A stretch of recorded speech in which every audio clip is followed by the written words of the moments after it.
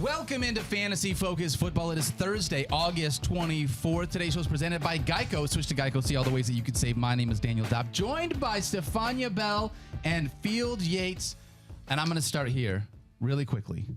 Today. Take all the time you need. I watched, well, maybe not quickly. I'm going to take my time to get into it. All right. Okay, there you go. Today, on the X, Field Yates, I watched you on my big screen on Good Morning America, because yesterday you were not here. I had to do the show alone with Mike. Thanks for leaving me with that guy for an entire show by myself. You survived somehow. I did somehow. I got through it. But I saw you on Good Morning America, man. Congratulations. Oh, thanks. Yeah, thanks to the fine folks of the family of GMA3. If you want to see the segment, you can check it out on my Twitter profile right now. I will not get into the entirety of the experience. Very grateful for everybody there, including Kevin Lowe, former ESPN producer, now working with the GMA family. I did want to share one story that I did think was pretty funny, though. Like, they leave no stones unturned. I did see your dressing room with your name on it. Yeah. Like, Phil got a dressing room. You got a dressing room? I got a dressing room, right? So, but this You actually. can't call me big time. I've never had a dressing room in my life. But I think it actually gets a little bit better. Okay. And it gets a little bit funnier. So I go to a hotel on Tuesday night. I get a ride from the hotel to the GMA studios. Anybody who's ever watched the show, it's kind of an unmistakable location, dead center in Times Square. Everybody knows where to find GMA. GMA stands for Good Morning America. Good Morning in case America. some people don't know that's what GMA stands for. You know, we use some terms like, sometimes I'm like, do people actually know what PPR is, or they know what streaming means? Everybody knows what GMA is. Should know what GMA is. I just want to make sure. But in any event, so I get the ride from the hotel to the studio, and evidently they have this entrance they use for the on-air people and the guests that they bring on the air. And I realized that this is a special entrance, first of all, because there's like this 4-person security detail at the door waiting, and they're all like on microphones. They're like, yeah, he's good. Come on in. So I get out of my car, and in a Volvo, by the way, like not like some like Escalade or some like stretch Hummer or something. And I get out of my car, me like looking like a big dork with like a backpack on, but I did have a suit on, and I'm coming to the guest entrance. All of a sudden, like 5 paparazzi cameras just start snapping shots left and right. Stop. I look at them. And I just said, you guys are going to be so disappointed when you find out who I am. Like, they probably get, like, I'm sure, like, Selena Gomez was there yesterday. And, like, they've got, like, I don't know, whatever. They got Luke Combs coming tomorrow to perform live in studio. That's and then, like, so funny. next week they've got, probably Tom Brady to talk about the upcoming NFL season. Then they get stuck with me.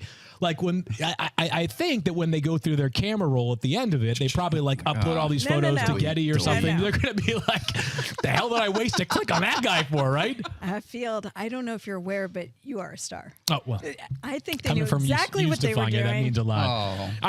Now they're going to go see how much they can get for those photos. Hey, right? They might have to pay the people to use them, right? Photos. Like, all right. So if there's like a fantasy football like ledger somewhere, right, that like is the tabloid paper of fantasy football that wants to buy those, let the various paparazzi cameras there know. I think there's people who'd be interested. I think so too. Well, I got on the camera. I got in the elevator right after that with Roxy Diaz, who is now a correspondent at ABC News, who's like a legitimate big deal. Like, used to have Fame and BET amongst many other things. She's a model. She's very well respected host. And I'm like, I get it, right? Like, this is why the paparazzi's this stuff outside. typically happens at the GMA studios. Right. Like, you do have people worth taking photos of, and then you have me. So that's so if good. anybody finds those photos anywhere, though, please, my mother would love them. Oh, I'll bet. It's funny how that doesn't happen when we come to work here.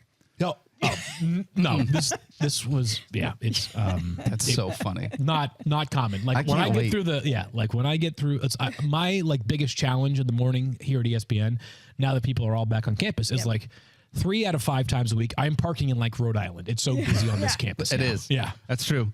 All right, Field, I'm going to say this. Okay. Congratulations. We're going to move on now. Oh, thank you. All right. We got a big update, though. Not that wasn't the coolest thing that happened yesterday, Field, because it was really cool, especially it was cool. for you. Yeah, no, it was cool. It was fun. But we also had a big back and forth, you and me and our producer, David Presley. Another super cool thing happened as we were going through. Well, I apologize, Stephania.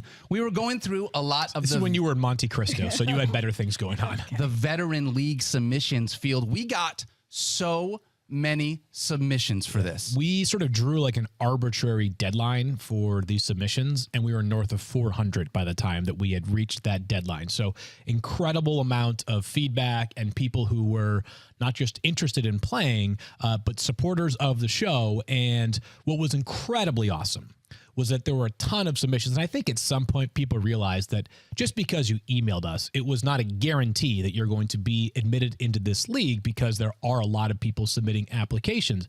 The number of people that said, like, I totally get it if I'm not if I'm not in one of the leagues, but I just wanted to throw my name into the ring. I support you guys. I appreciate what you do. So here's what we decided to do was, rather than having one league, we said, you know something? Let's do 4 leagues.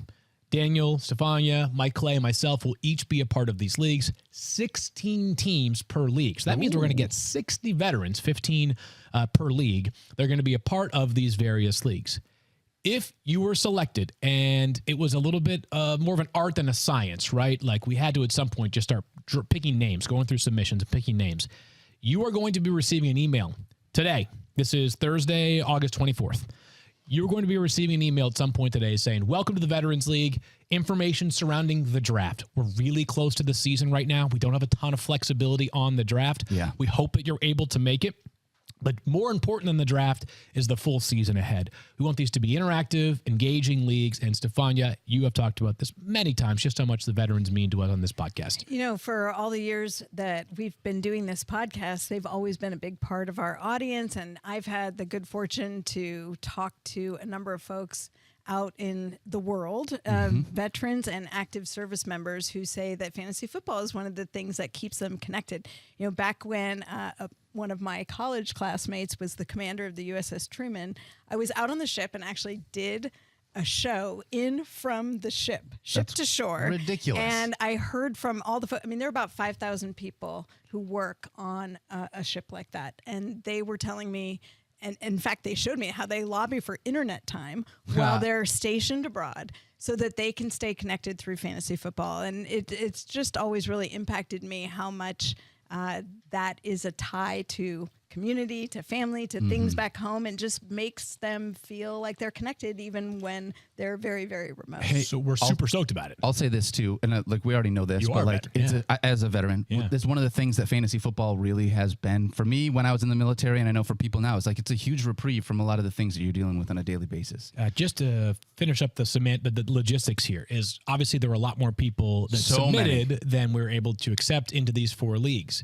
We're going to set up a pick'em as well, a pigskin pick'em, and we're going to figure out the exact number. But some of our top finishers, automatic entry into next year. Here's our pledge. This came together kind of last minute. I would say we are nothing if not at times a bit unorganized here on the show.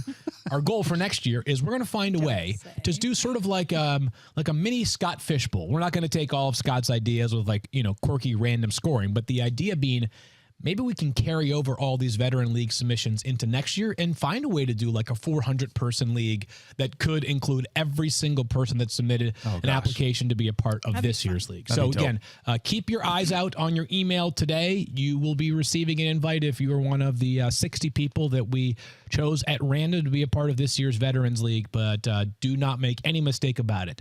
If you were not selected, we are still thankful, humbled, and grateful for your application and your support of this silly podcast that you listen to 5 days a week. And as a part of that, do us a favor before we start all of this. Head on over. If you listen to the podcast, thank you for listening to the podcast, wherever you listen to them. If you watch us, or if you want to watch us, head on over to the NFL on ESPN YouTube page and subscribe. That is where we are at this season. We're trying to get those subscribers up over 200,000. Whoa. That would be amazing if you could help us do that. Yeah, all right. Do that, yeah. Let's dive right into some of the news here before we get into our show. We haven't even said what the show's going to be. We're diving into Field's favorites. We're going to talk about guys that we want to leave our fantasy drafts with. Field, it's going to focus around you. Stephania and I have a few guys we also want to throw out there. But before we do that, really quickly on the news. You weren't here yesterday, obviously, doing GMA. Sounds like, Field, we got some updates on this Jonathan Taylor situation. Are there actually some teams interested in trading for Jonathan Taylor? What's the latest that we have? So on I actually him? think there's something even more important than the interest. So there were 6 teams that have registered interest. 2 have made an offer. That according to Stephen Holder, who covers the Colts for us here at ESPN. But one more thing that was introduced. A deadline. The deadline for this trade to be done is August 29th. That's 5 days from right now. Here's my advice to you if you have not yet drafted. Hold off until after August 29th. Because if a trade is done prior to that deadline, giddy up with Jonathan Taylor. Right back into that conversation for a first-round pick. If that trade is not done, all of a sudden the risk gets way more risky. As Stephen Holder himself tweeted this morning, Jonathan Taylor does not want to be a Colt, period, point blank. If he is a Colt past August 29th and he does not get a new contract, I'm worried about using anything in the first 2.5, 3 rounds on Jonathan Taylor, because this could be a proposition that comes back to bite you in the butt as soon as week 1 if he is not available for this team. There is bad blood right now between the Colts and Jonathan Taylor, but do your best if you can. If you can, I know logistics are hard. Draft after August 29th, which is a good practice anyways, but do it after August 29th if you want that Jonathan Taylor semi-clarity. Feels like every year we're always coming down to the wire with at least one person in our fantasy drafts that we just don't have enough information about. We need to think of that person. That they deserve a title. He's Le'Veon Belling right now. Right. Like whatever that person is, it's like, man, it could be great value if he played, but we don't know. And what are you supposed to do with that guy? Remember Austin Eckler 2 years ago he injured his hamstring like 7 days before the season began. And we were like, what do you do with Austin Eckler? Is he going to play in week 1? Is he going to miss a month? And then he went on to score 20 touchdowns to be the most valuable player. Because he's Austin freaking Eckler. That's why. So anyways, all right. There is one curveball every season. A lot of news to keep up on there with Jonathan Taylor. We're obviously staying on top of that. We got one bit of mailbag here, Field. Yeah. This came from Brad at Field. Brad emailed field@fantasyfocus.org asking, what should I do with Trey Lance in Dynasty with all of the recent news that Sam Darnold is now the second quarterback in that 49ers offense? First of all, if your email were brad@field@fantasyfocus.org, that would be a good one. That would be awesome. I'm not technologically smart enough to figure out how to do that, but shout out to you if you are. All right, so Trey Lance, the number 3 quarterback for the 49ers. He was away from practice yesterday. I think it was probably a pretty emotional day for Trey. Here's the deal. Trey Lance is not for long in San Francisco. That much is pretty obvious at this point. If he is nothing more than right now the 3rd-string quarterback. If you have Trey Lance in Dynasty and you play in a 2-quarterback league, to me, there is absolutely no reason to part way with a kid who's 23 years old and would be one of the, 5 or 8 most athletic quarterbacks in the league if he were starting. If you play in a single quarterback league and you've already got your guy or you've got multiple guys that you can sort of piece together, because there are a lot of good young quarterbacks right now, right? If you're playing in a dynasty league with just one quarterback that you start, we can comfortably get through, I would say, 8, 10, 12, 14, 15 quarterbacks that are like 27 and younger that are already good now and should be good for at least another half decade. If you play in a 1-quarterback league and you have Trey Lance and you can get anything of value for right now, I would do it. I think it's possible that Trey Lance eventually lands on his feet and becomes a starting quarterback. I also think it's possible that this kid could be destined to just be a backup quarterback because as much talent as he has, he was the ultimate developmental project coming into the NFL.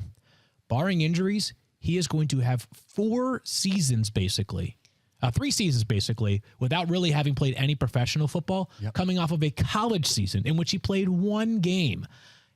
I don't know if he's guaranteed to be a starter next year either. So the only way in a 2-quarterback league you are willing to play the long game, in a single quarterback league, if you can sell Trey Lance right now for anything of value, I am doing it at this moment. Yeah, it's really tough. I don't know what to do with him here and Field like you're talking about.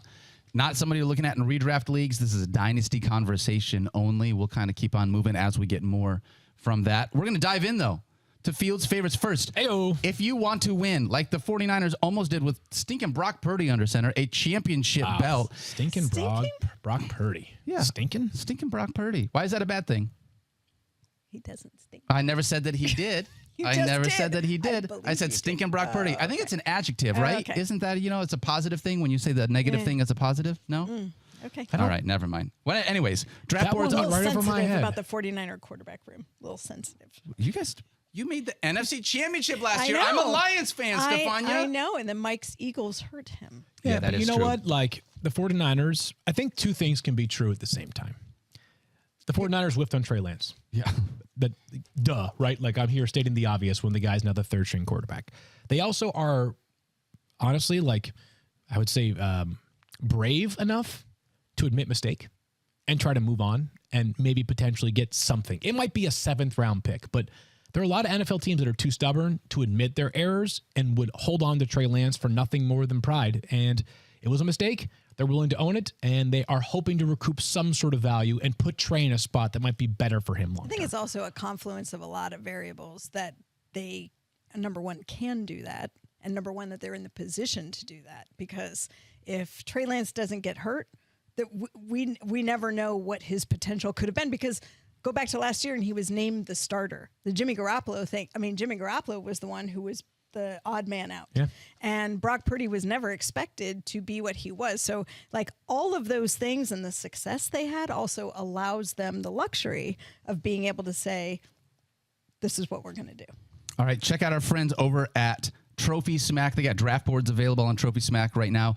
If you go to TrophySmack.com, you get 2-day shipping on draft boards, because if you're doing your drafts, not before August 29th, Right. Field So Yates. you can do it. You can order up until August 28th and still be good still for your good to go. August 30th or later draft. Yes, that's perfect, right? TrophySmack.com, is that correct? That's right. 2-day shipping, 20% off discount code. Use the code FOCUSDRAFT. If you don't want a draft board because you already got one, grab one of these awesome belts. Get 10% off with the code FOCUSBELT at TrophySmack.com.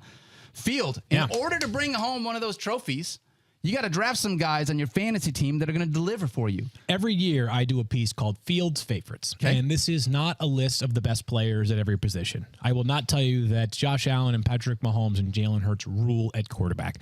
I will not tell you that Travis Kelce and Justin Jefferson and that Christian McCaffrey and Austin Eckler are going to have great seasons. Instead, it's players that are also not sleepers. Like, I'm not here to tell you about whether Desmond Ridder could have some sneaky value at quarterback or whether maybe Elijah Moore could make a big impact on the Browns.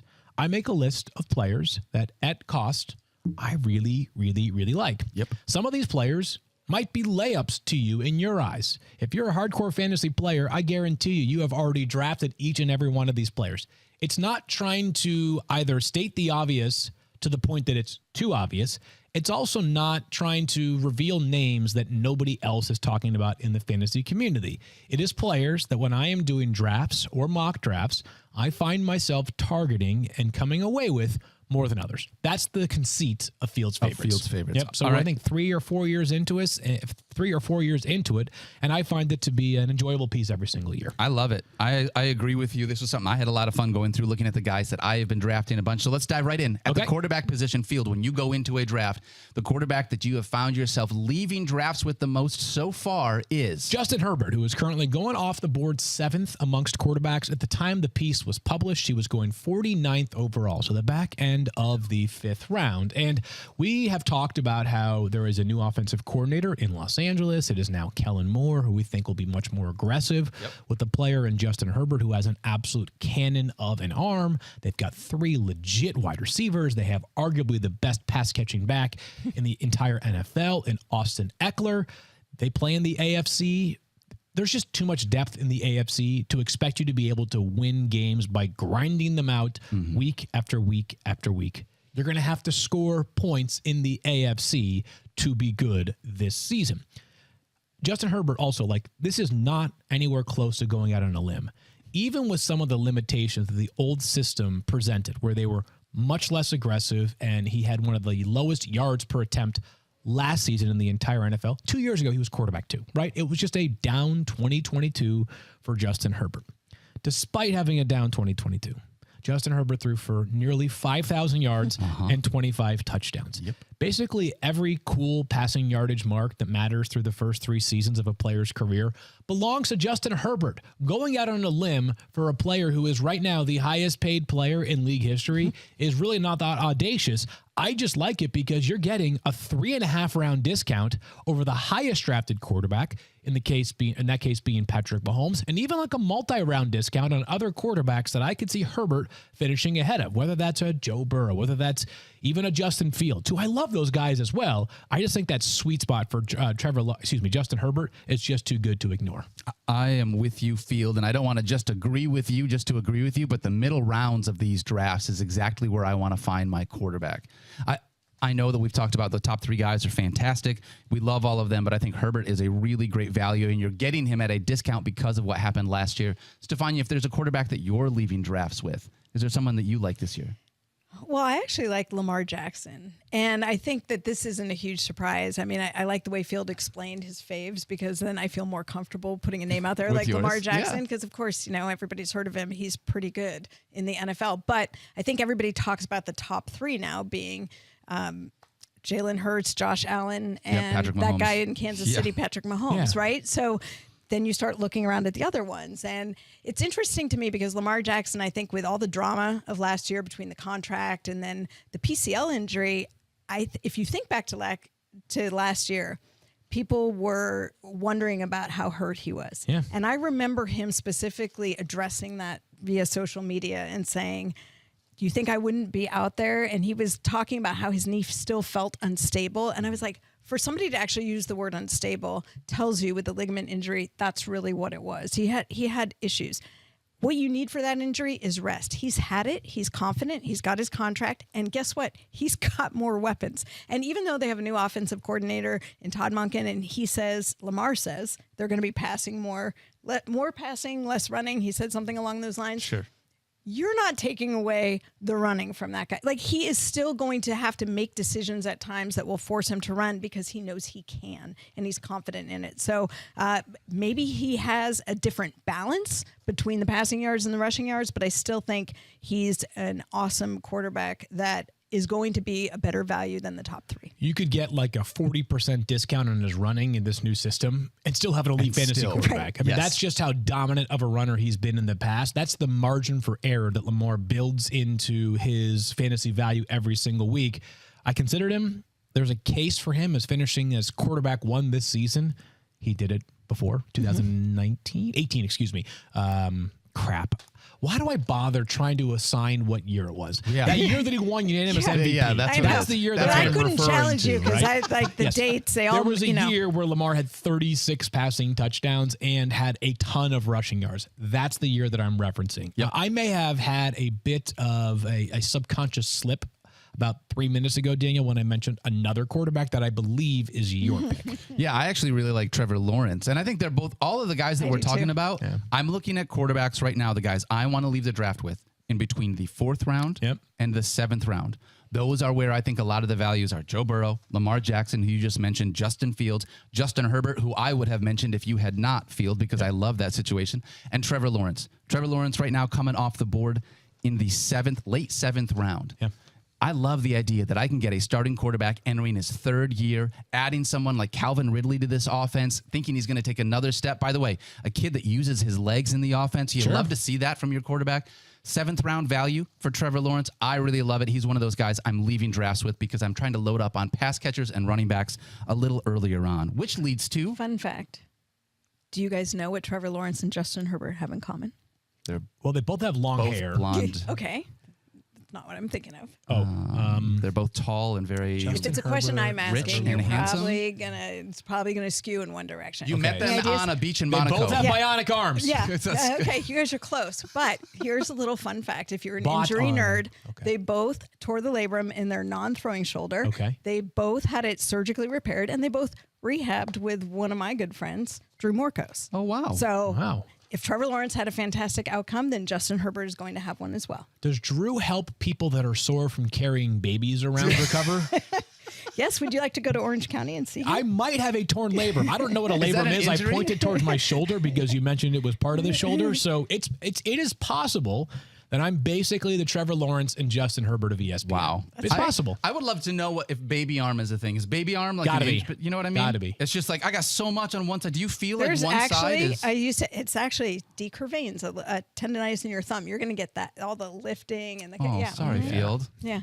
That sucks. That How comes dare from you the- tell him on like national podcasts right I'm now? helping I'm not him, ashamed to being admit proactive. it. 2 years ago, I could barely make it to work because I had to shovel my driveway, and Stephania true. was like, "That's pathetic, but it's a real thing. It's called like shoveler's back validated or it. That something." is I true. did. I remember Yeah. that. I remember that. That's so good. All That's what right, I'm here for. let's move on and talk about some wide receivers. Field wide receiver is as deep as it gets this year in the fantasy football the industry and the draft. It's the position that we love. Who are you leaving drafts with? If you're out there right now, Chris Olave, congratulations. You are the captain of Fields' favorites. I've been talking about him this entire preseason. This one is a talent plus quarterback upgrade play. Trivia. Who led all rookie wide receivers in fantasy points per game last year? Garrett Wilson.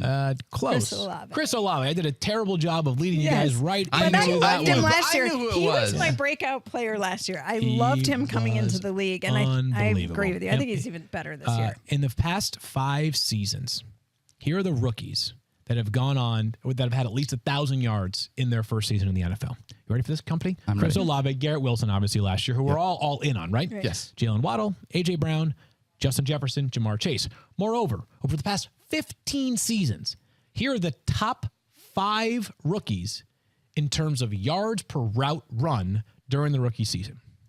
Justin Jefferson, Jamar Chase, A.J. Brown, Odell Beckham Jr., He's good. and Chris Olave. Yeah. That's pretty good. 2.49. So just think about the breakout. Like, he checks every physical profile box that there is for a breakout, and then you get the quarterback play upgrade, was just gonna say. which is Derek Carr. And not that Andy Dalton's a terrible quarterback, but the Saints just had so little stability at that spot last year, right? It was, will it be Jameis? Will it be Andy? When Jameis gets healthy, will Andy keep that job, or will Andy concede that job back to Jameis Winston? Will Taysom Hill play 12 snaps a game under center, maybe Please run no. the football on half of them and throw the football on the other half?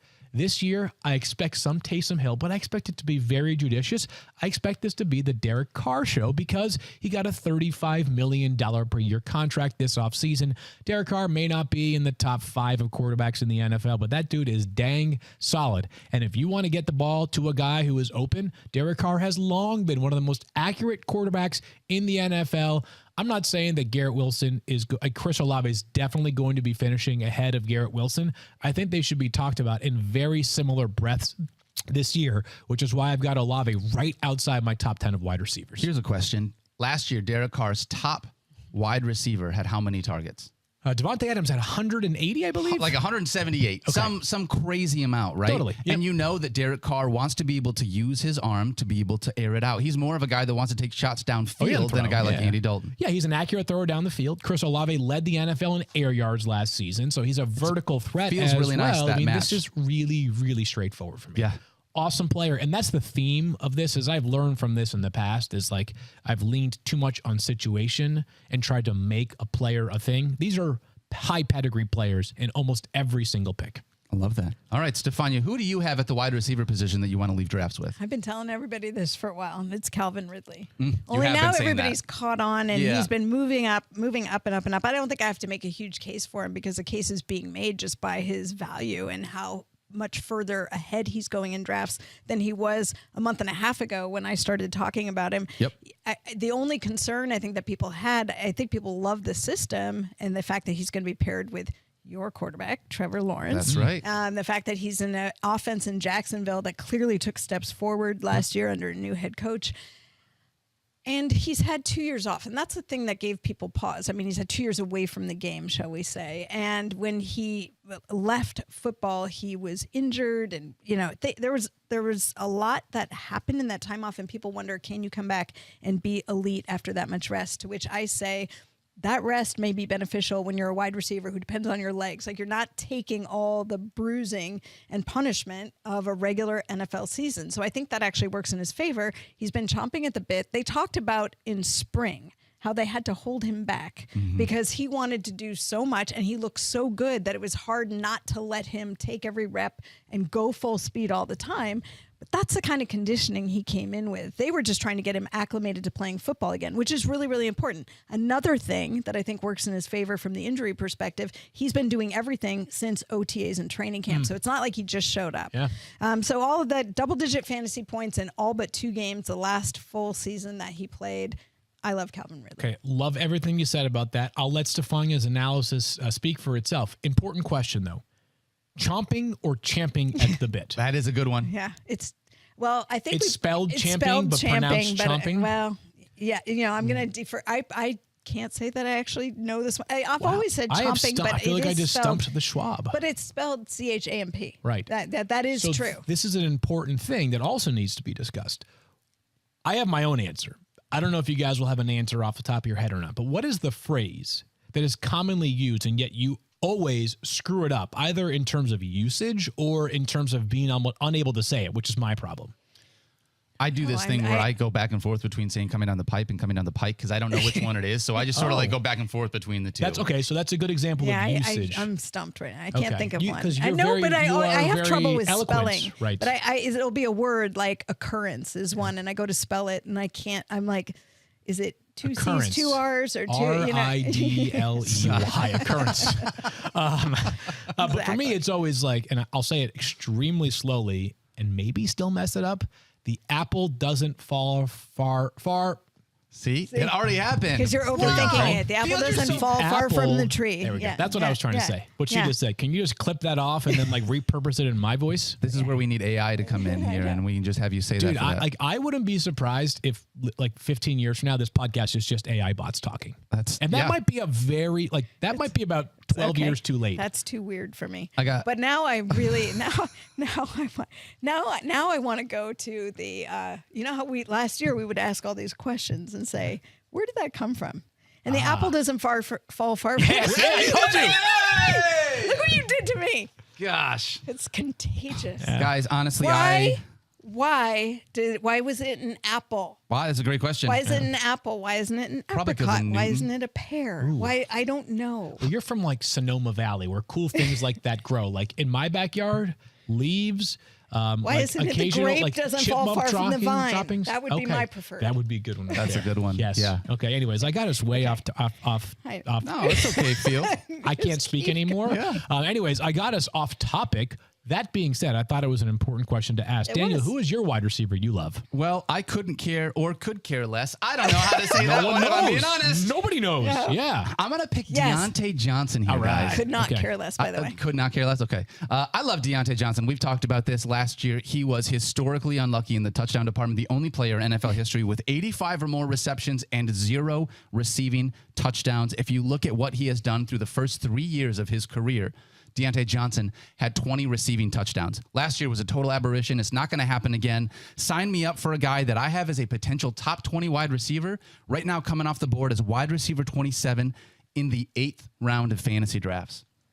Love that. Mm-hmm. Love me being able to grab Deontay Johnson that late in drafts. He's a guy I'm leaving as many fantasy drafts with as I possibly can. Love it. Let's keep diving in on some wide receivers. It's a deep position, man. It's a very deep position. I'll go back to a player you guys have heard me talk about a lot. It's Jordan Addison, Vikings rookie wide receiver. Current ADP is wide receiver 43 going in the 11th round. This is about situation, and it's a wonderful situation for a player to be drafted into. You're playing opposite of Justin Jefferson. Basically, you have to think of it like this. The Vikings play 10 on 9 offense because Justin Jefferson is attracting virtually 2 defenders on every single play. Jordan Addison is one of the players that's going to benefit from that. There are 109 targets vacated from Adam Thielen. When we were talking about Jordan Addison with Mike Clay, he sort of indicated that perhaps the biggest red flag for Jordan Addison was that for a guy who's not that big, I think he weighed 189 pounds, he only ran a 4.49. I think I would be more concerned about that like relatively modest physical profile if he were being thrust into a number 1 wide receiver position. I need a guy who's going to draw a lot of favorable coverages to be able to be a great runner, who's a great route runner, which Jordan Addison, fantastic route runner, reliable catcher, and is going to be good after the catch. I think all 3 of those things apply to Jordan Addison for a Vikings team that last year only played close games. There was a time where like every game, but I think it was like 1 or 2 of their games, maybe just 1 of their games was within a 1-score affair in the 4th quarter. They always play close games because they're so atrocious on defense. They'll be better this year. Brian Flores is a phenomenal defensive mind. Not good enough, I think, for this team to be able to like run the ground and pound offensive attack. I think Jordan Addison could easily challenge for 120, 125 targets. Love him at cost. Okay, so here's the question I have. Love everything you just said about Jordan Addison. I think I'm on board with most of where you're at.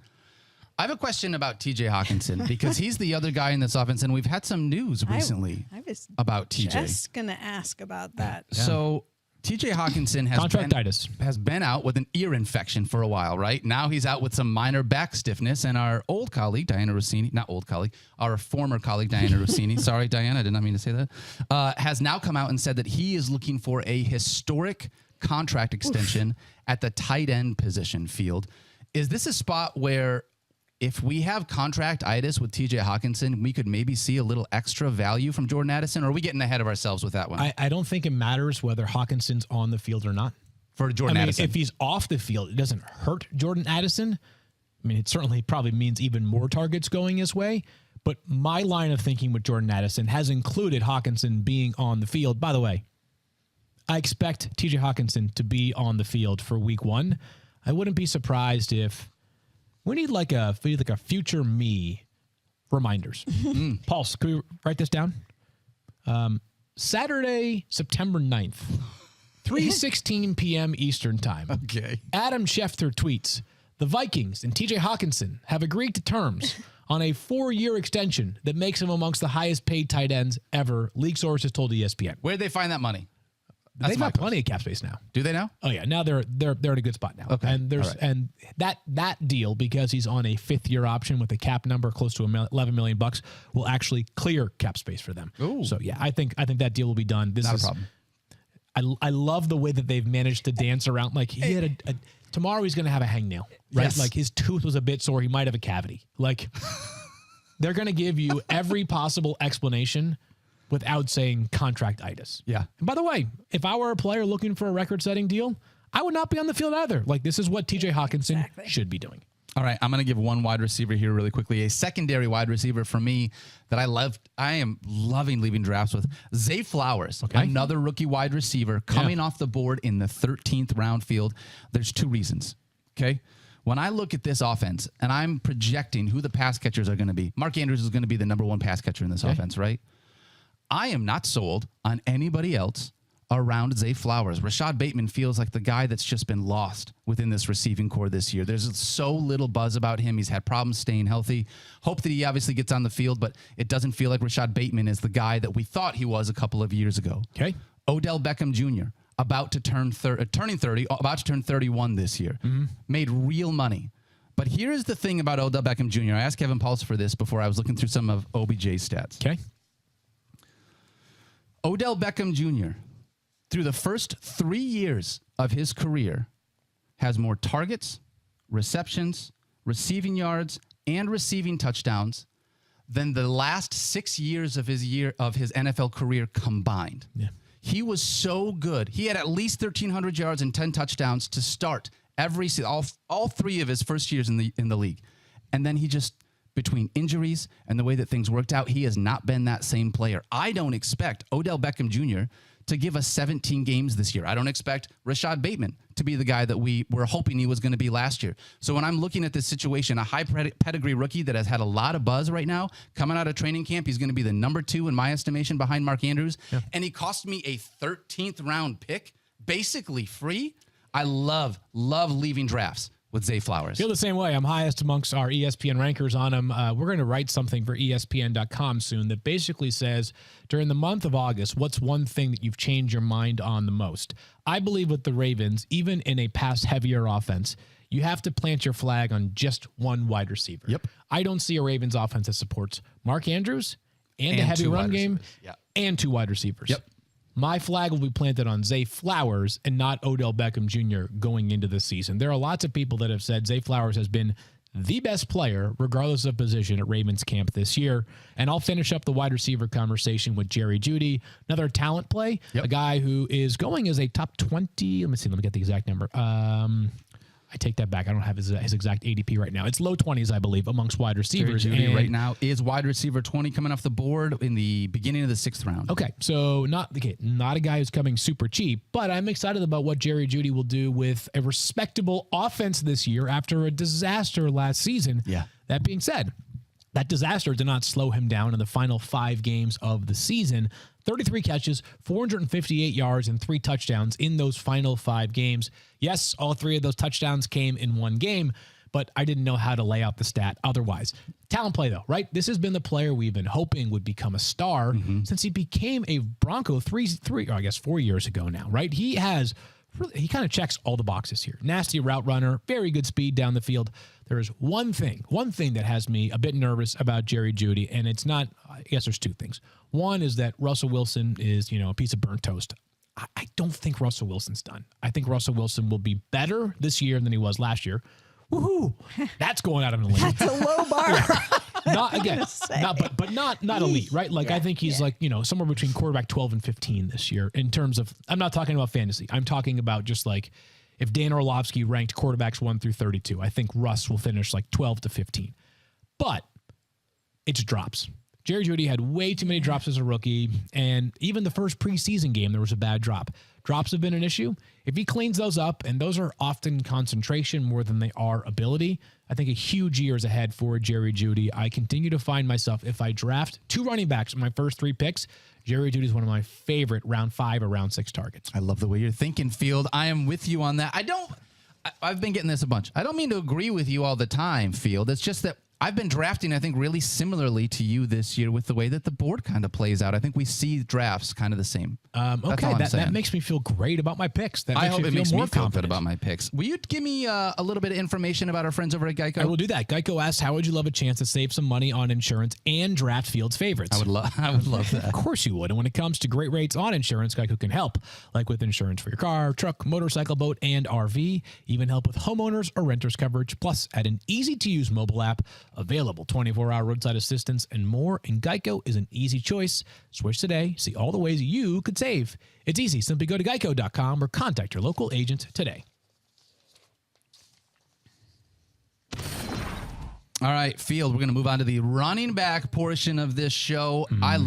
We made sure we're not taking anybody from the first round. Nobody from the first round is available in this show. It's close, though. But this one is a guy that I think we have all really liked, and that's Tony Pollard. Why are you leaving drafts with Tony Pollard this year? Like Tony Pollard a whole lot. And there was one thing, as I'm trying to reopen the email, that I need to reference here.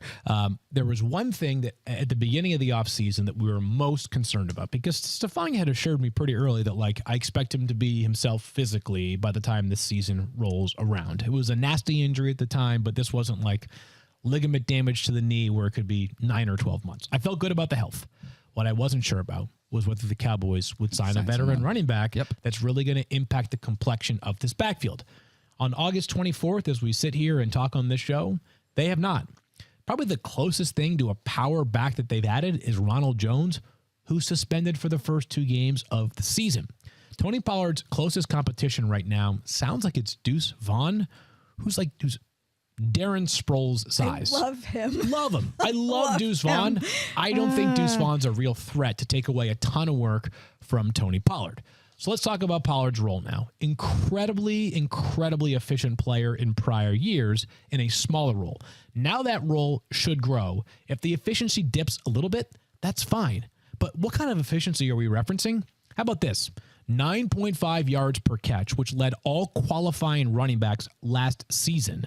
He had the 3rd deepest average depth of target amongst running backs, which it's only 1.2 yards, but the point is that he played wide receiver in college. You can scheme looks in the passing game for Tony Pollard that are not just, Dak's under pressure, I have to throw the ball to the running back who is like 5 feet away from me and 5 yards behind the line of scrimmage. There's that kind of versatility in his game. 16% of Tony Pollard's rushes last year went for 10 or more yards. That was the 2nd highest rate amongst all running backs. One of the most efficient players on a per-touch basis last year, even if that number goes down just a little bit this year. I think the efficiency will be so far offset by the volume that I am struggling with whether I am too low on Tony Pollard as RB6 in my rankings right now. Wow.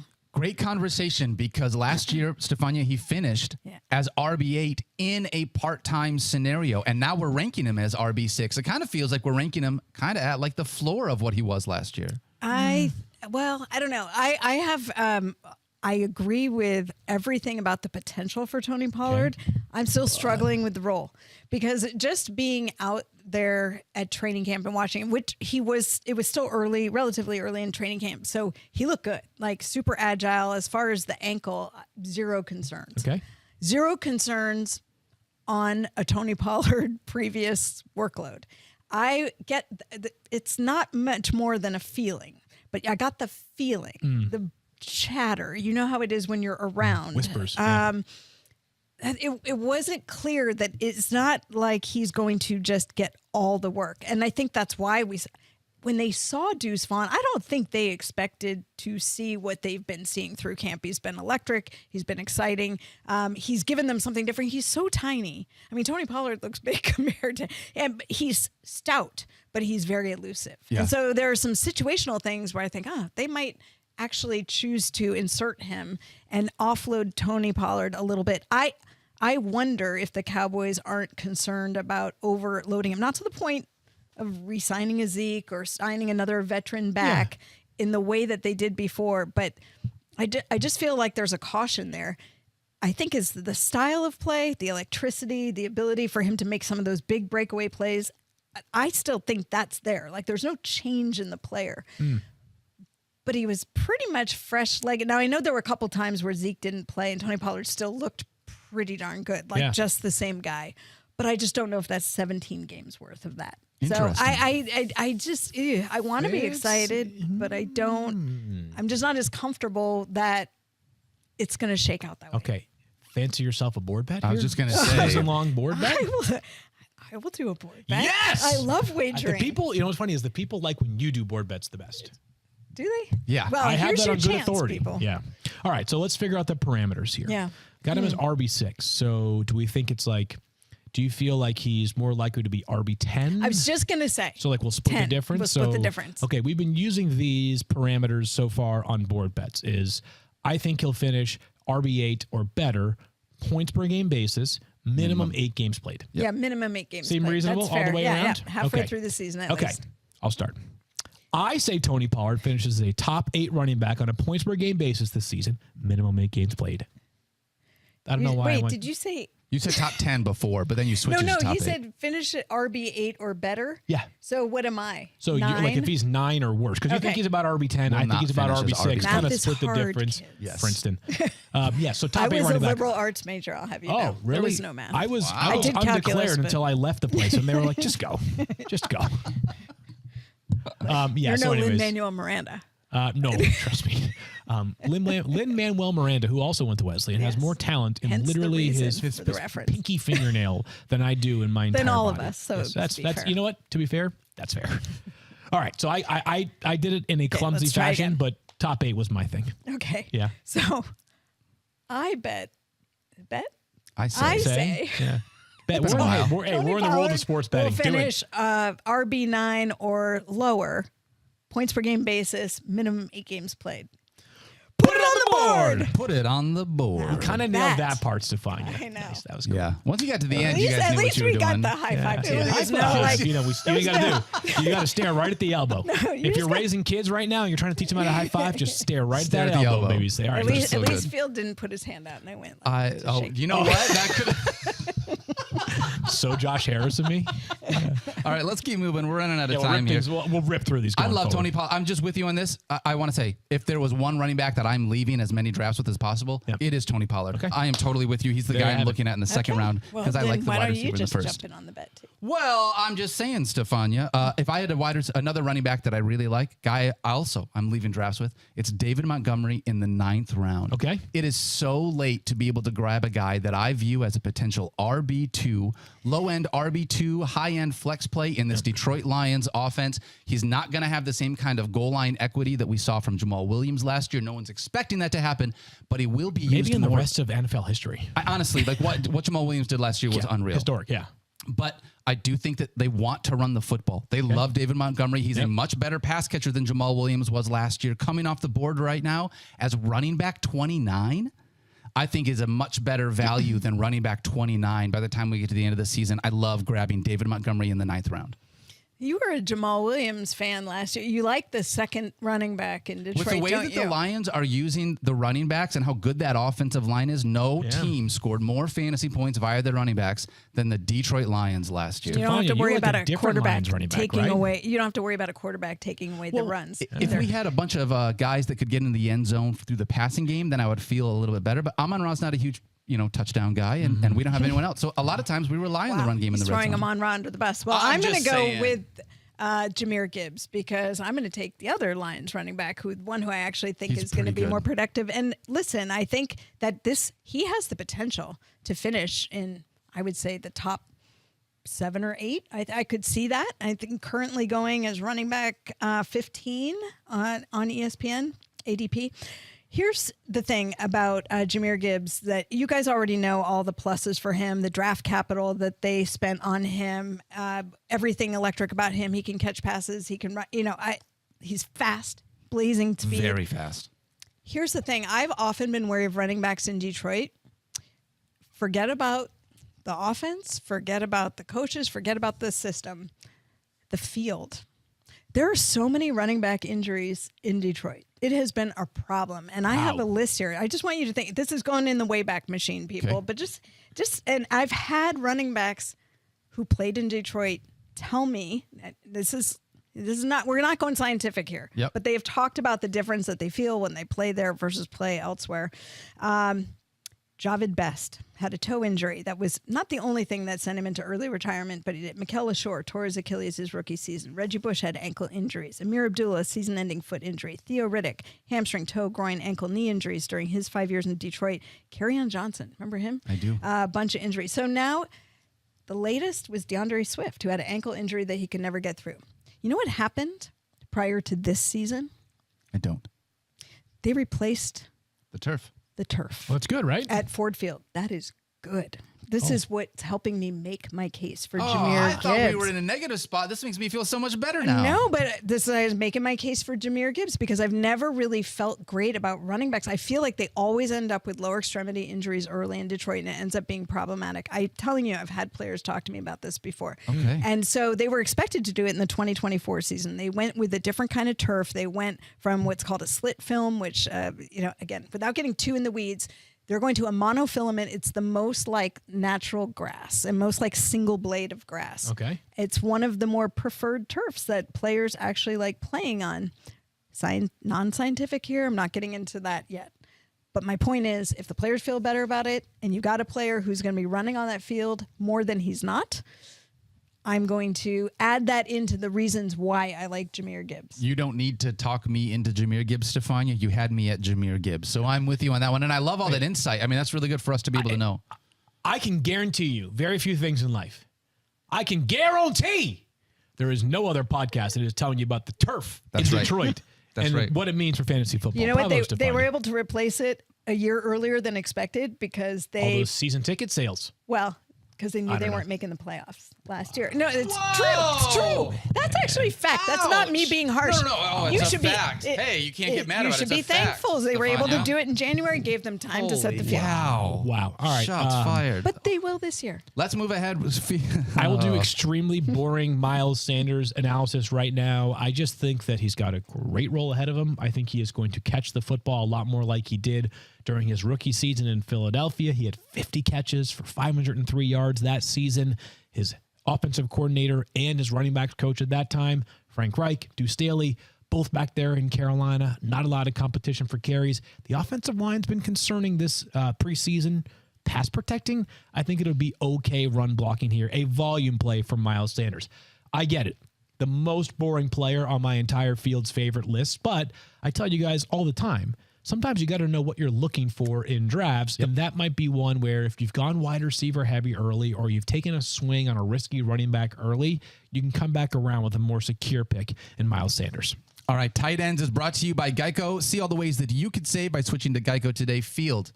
Who is your favorite tight end? Okay, so my favorite tight end is Travis Kelce. Yes. In this case, in this context, though, it's Darren Waller, who I think, like, I don't know, man. I sometimes I think that, and maybe this is spending too much time on social media, where I think people are much more inclined to respond when they have something negative to say than when they have something positive to say, right? But it's like, it's like, right, of course. People are like, but when you say something about Darren Waller, the only response is, bum. Can't stay on the field, like brittle, house of cards, he's one hit away from, crumbling, it's like, really? Like, I get it. These past couple of seasons, we have seen less of Darren Waller, 20 total games out of 33 possible. But the 2 years prior to that, didn't miss any games. And look at the situation he's in. The Giants right now do not have a wide receiver in the same breath as Darren Waller. He is by far the most talented and athletic pass catcher they have. He can function like a wide receiver if they need him to. In their preseason game against the Panthers, this is 5 nights ago, Darren Waller had 5 targets from Daniel Jones, including a couple where he was lined up as a split out wide receiver. We might see the Darren Waller that we got so accustomed to during those great years in Vegas. And I know it ended poorly. That was not as much about Darren Waller as it was the relationship between Darren Waller and Josh McDaniels. I'm buying him for a big bounce back season. And again, the cost is very, very, very favorable for Darren Waller right now. He's going to tight end 5. He's going like the 5th or 6th round, depending on league size.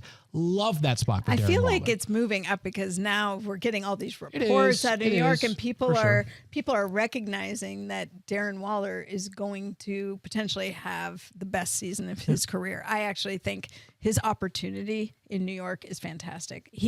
I actually like that one so much that he's probably going to be somebody well? I equally target. Although I did pick someone different for the exercise because I also love this player. Okay, and that's go ahead, Stephania. Mark Andrews. I mean, I think that people looked at last year and they were like, "Oh, he had a down year," and maybe it was Lamar Jackson's favorite safety valve. It is Mark Andrews. And you already referenced it with the volume that's going to go to him. So I would just reiterate that last year, shoulder, knee, ankle injuries, but he only missed a couple of games. He's a guy who will play through. And by the way, if anybody's concerned about why he's missing practice right now, this is just so they preserve him for this season. When they had their first joint practices, I think he took someone to the ground, through them down. And they were like, okay, save that for the regular season. I need a term. I need the equivalent of contractitis for, it's load management. Load management-itis. Oh, interesting. Yeah, good case. I mean, I have negative argument against that. I have no argument against Mark Andrews. I love him as well. I think he bounces back in a major way this season. Do you have a pick, Daniel? I do have a pick. I like the term load management-itis, though. I think that's one of my new favorite ones. Clippers fans that listen to this podcast right now, triggered. Shut they your are mouth triggered right now. If I had to pick a tight end field, it was going to be Darren Waller. But then you picked Darren Waller. So I'm going to pick a different one. Wow. I'm going to say if I wait on tight end, if the tight end run happens, I'm not able to get one of the guys that I want in the first half of the draft. Yeah. Guy that I'm looking at that I absolutely see as the very end of my starting tight end list is Pat Freiermuth. Didn't have a ton of touchdowns last year. Again, expecting, like I said with Deontay Johnson, expecting more out of his quarterback this year in Kenny Pickett. I love him where he's going right now in the 10th round. It's a very low value for very low cost in order to get Pat Freiermuth in case you weren't able to get one of those other tight ends like a Darren Waller or a Mark Andrews that you really love. But I think someone that will give you weekly a solid floor as a low-end tight end one. He's a guy that I can leave my draft with and feel like I can start him mostly every single week and feel pretty good about it. I have no real response to that. I agree with everything you just said there. Like Pat Freiermuth, I just thought about this. I don't think I've read a single thing about Allen Robinson this summer. No. He's still on the Steelers, right? We can confirm that, Pulse? Okay, it's been confirmed by ESPN Stats and Information. He's on the team. I wonder what kind of role he's going to have, because I was just thinking, Pat Freiermuth should be the 3rd heaviest pass catcher this year, right, in terms of targets. Yep. It's interesting. Unless Allen Robinson is doing stuff that I'm not aware of right now. Well, I think when Mike Tomlin spoke about getting Allen Robinson over the team, he talked about how they scouted him originally and how he was such a high character guy that they wanted his leadership in the locker room. So I wonder if they brought him on as much for all of those elements as it is to got him really at a discount. I wonder if they just looked at his Madden rankings and they were like, we should just bring him on the team because he's pretty good. Is that a Tyreek Hill thing? Another again? Tyreek Hill reference. Yeah, there we go. All I know is Mike Tomlin's never had a losing season, so whatever they're doing, they know what they're doing over there. How about Mike Tomlin pulling out not a losing season last year? Wow, pretty impressive. All right, we're going to be back tomorrow. Thank you guys so much for hanging out with us. Field, you had some good favorites. I liked your favorites here. Thank you. Go read the article right now. It is on ESPN.com. Every time it gets read, it puts more money in the pocket of Daniel. So consider that your favorite definitely to Daniel. Go check out Field's favorites. Yes, do that right now. On ESPN.com. We love you guys so much. We'll be back tomorrow with our buddy Mike Clay. Yeah, Mike will be back tomorrow. We're talking draft strategy tomorrow. That's Mike if the apple doesn't fall. Yes! I told you! That's it. We're out of here. See you guys tomorrow. I feel so vindicated right now. What was Princeton that? can't even say it. Oh my gosh. That was not on purpose. Right?